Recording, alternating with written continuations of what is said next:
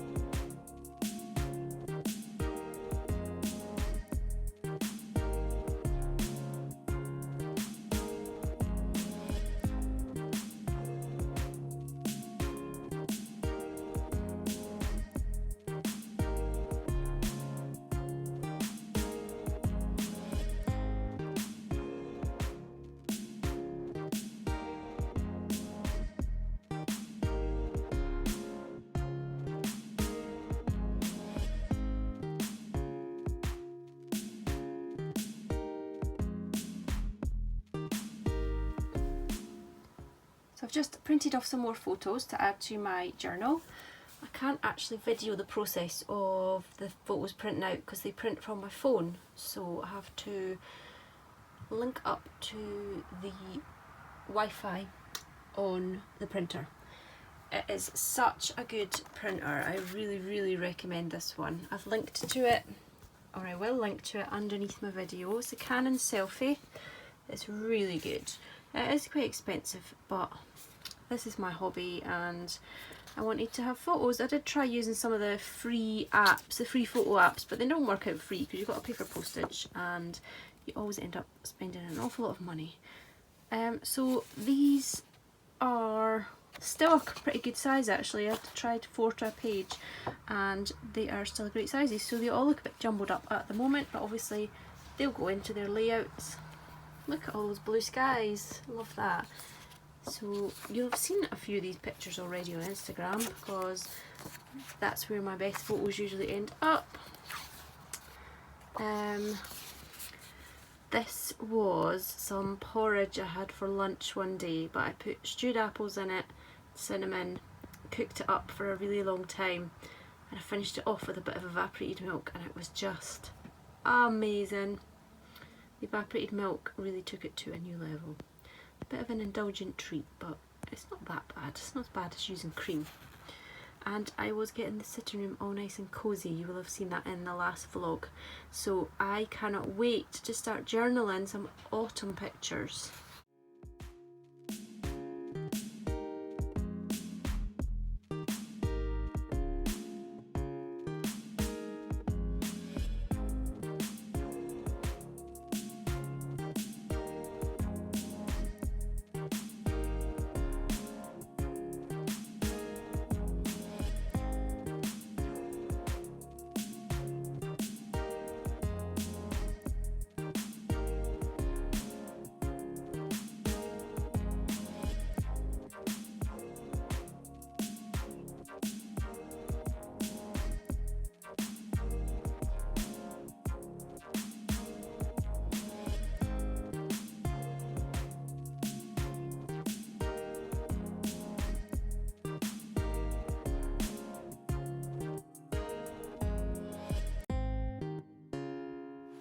It's now Sunday and I've been crafting lots yesterday and lots today.